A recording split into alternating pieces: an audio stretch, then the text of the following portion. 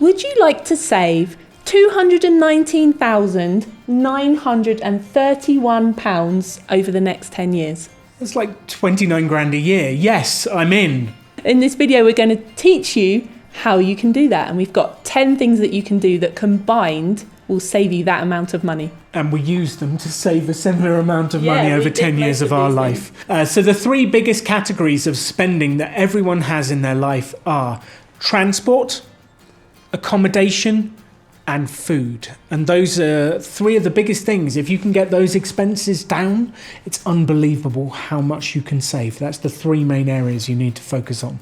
So when we give the examples, there's two rules that you need to be aware of. The rule of 173 and the rule of 752.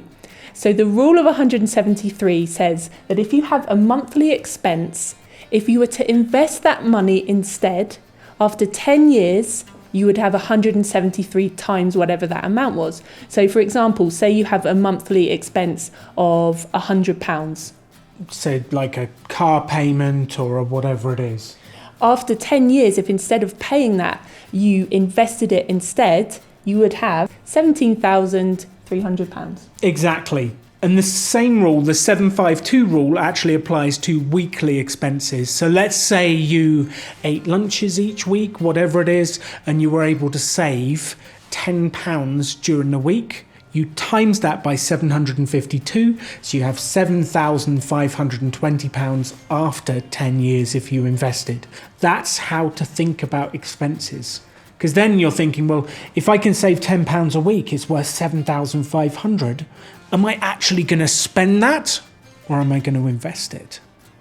Of course, the key is with each of these savings that you do actually invest the money or save the money. It's not that it just gets spent somewhere else. The key is to save it and invest it. So one of the biggest categories of spending in anyone's life is transport. It's your car. If you can reduce that, you can save an absolute fortune. The average cost of owning a car on a finance in the UK is £5,744 a year, which is nearly £6,000. That's crazy. That money is evaporating from your accounts, from your wallet. It's just disappearing. I don't like the idea of money evaporating. Me neither. If you could buy a smaller car, if you bought it instead of finances it, you could save like £3,500 a year.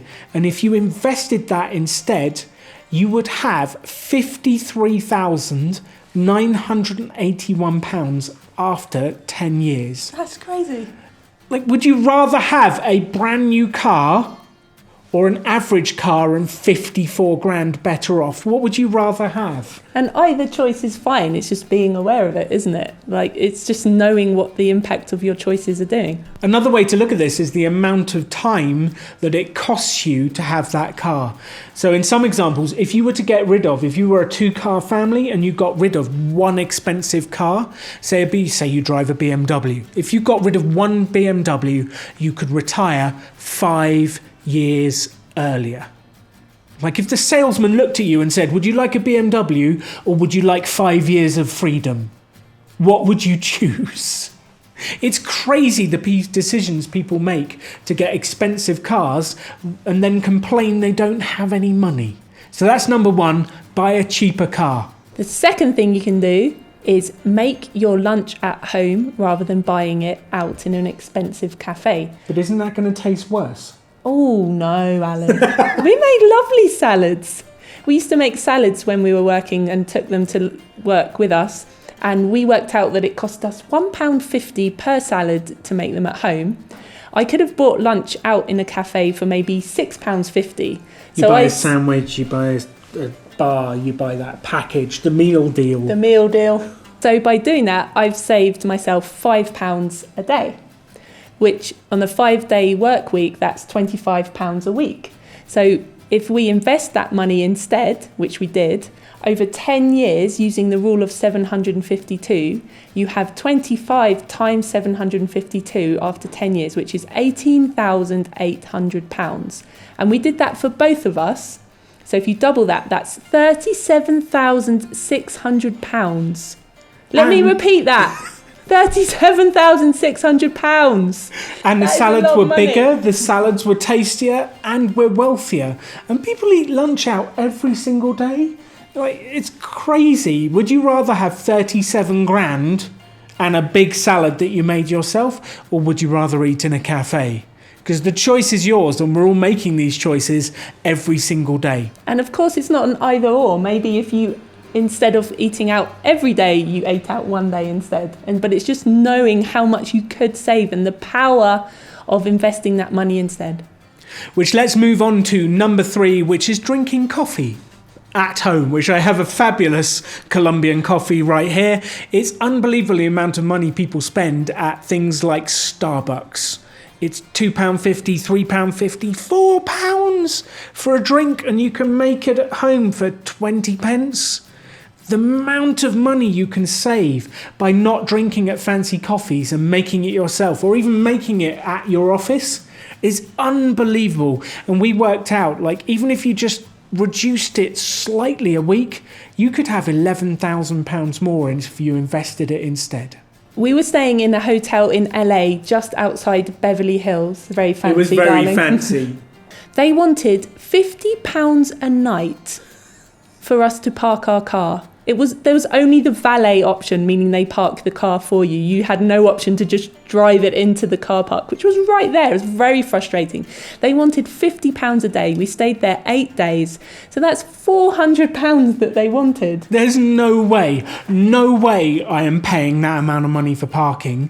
But people were going in and out of it every single day. I'm looking at them, what are you doing with your money? So this idea is to avoid parking charges if you can. Often there'll be charges near where you want to go, but maybe you're a 10-minute walk away, there's free parking on the street, and that's what we did. And it wasn't even 10 minutes away, it was like 3 minutes away. You literally drove round the block, around the corner, and there was free parking on the street. So we saved ourselves £400. So you can save your wallet and you can save your waistline by walking a bit further by this one tip of just park somewhere else. Say in your local town that it would cost you £10 a month to park in the very convenient parking lot right next to the restaurant that you like to go to. Instead, park a few streets away and walk. If you save £10 a month, after 10 years, that's £1,730 that you will be better off, and you have stronger, nicer looking legs as well. The next one is eating out. It's unbelievable how expensive restaurants have become nowadays. People love to eat out in restaurants, and they do that at the cost of their financial future. So if you could just not eat out once or twice a week, it would save you a fortune over the years. Let's say you spent £40 on a meal for 2 out, and you did that twice a week, and you stopped doing that. The charges that you would save are unbelievably less. So £80 a week times the rule of 752 gives you £60,000 at the end of 10 years. Would you rather eat out twice a week or have 60 grand in your bank account? There's so many things you can do to have fun. So many. Some of them cost a lot. Maybe going to the theatre, going skydiving. These are quite expensive. But instead, what other things you could do? You could go to a park for a picnic. You can have your friends round for dinner. There's so many cool things you can do that would give you the same amount of fun, the same amount of joy. So why not pick a cheaper one? When you're thinking about what to do at the weekend, why not pick the one that costs way less? So let's imagine you come up with a list of 10 different things you could do at the weekend, and they would all give you a similar amount of joy. Pick the one that's less expensive. Save yourself a fortune. And we're not saying avoid the expensive ones all the time. Just don't do them every single weekend. Like go to the concert once every 6 months. Go to the other thing then. Just pick the cheaper ones if it gives you the same amount of joy. We're not telling you to reduce happiness. Happiness is important.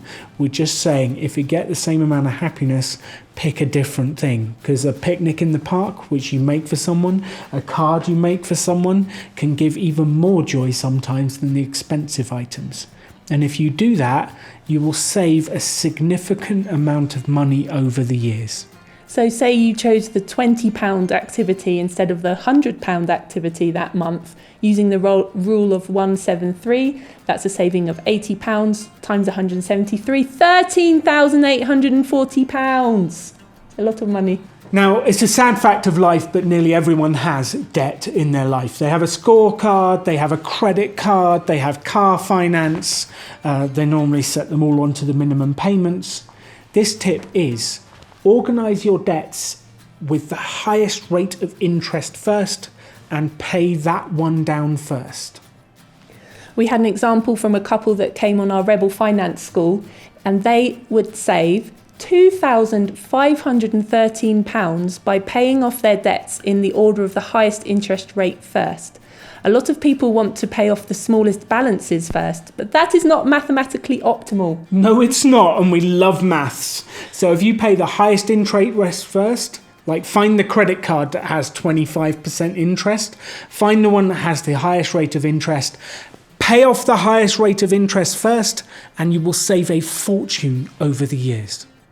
Speaking of credit cards, pay your credit card off in full every month. Do not let there be an outstanding balance on that card. Pay it off in full every month. And if you're putting things on your card that you can't afford, don't. Don't buy stuff you can't afford. So that you can pay it off in full every month.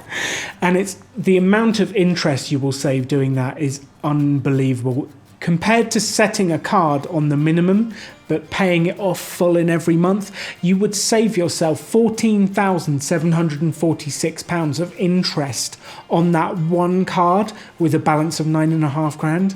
Like, it's crazy. You can see how these figures stack up so quickly, and why we can say to you, you can save 200 grand over 10 years if you do these simple tips. People love entertainment. How many streaming services do you have? Do you have Netflix? Do you have Disney Plus? Do you have Amazon Prime? Do you have Hulu? How many streaming services does one house need? And how many can you watch at the same time? We've got 14 screens around us with different shows on it. We had a couple that came on our finance school that realised that they had all these packages, and they were curious which ones they actually use, which channels in their Sky package do they actually use. So they sat down and they listed the ones that they actually use and they enjoy. And it was mainly Netflix, wasn't it? It was mainly Netflix, and actually the channels that you can get for free.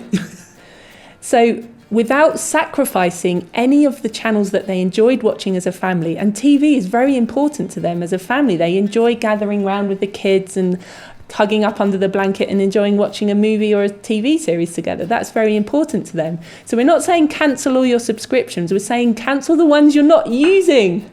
They cancelled cable, and that was the figures that made the big difference for them. Yeah, so they got their bill down from £80 a month to £27 a month. So a saving of £53 a month. Investing that money instead, it gives them just over £9,000 after 10 years.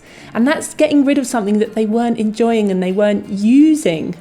It's not that they weren't enjoying it, that's what they weren't using. They weren't using it. How can you enjoy it? So go through and check, what are you paying for each month that you're not using? So one of the biggest categories of expenditure for anyone is groceries and food. That's where a lot of our money goes. So if you can reduce your grocery bills, you can save a significant amount of money. So if you're in America, maybe you go to Aldi instead of Whole Foods. If you're in the UK, maybe you stop going to Waitrose. That will cost you a fortune, and you go to Lidl or Aldi instead. Because it's unbelievable how much money you can save if you do that. There's plenty of stats online about it, but they reckon that the average is you can save about 20% on your grocery bill just by changing from an expensive shop to one of the cheaper ones. And we worked out that if you do this, after 10 years, you'll be nearly £15,000 better off. The small stuff mounts up and makes a big difference in your life. If you can take care of those small things, you will become wealthy over the long run. Now, the key to all of this is you don't just spend it on something else. Like, you don't save money on the Starbucks or the car or the groceries and then just blow it on other stuff. The key, none of this works unless you invest it. Exactly. And if you total up each of these 10 examples that we've just given you, that's how you get to the £219,931 saving over 10 years. And it's just making these small tweaks that you can make to your life without sacrificing happiness, without sacrificing time and joy with your family and your friends. Just changing a few small things will make you so much more financially successful. So many of you who are watching this video aren't subscribed to the channel. There's totally no pressure at all, but it would mean a lot if you subscribe to the channel. It would be awesome.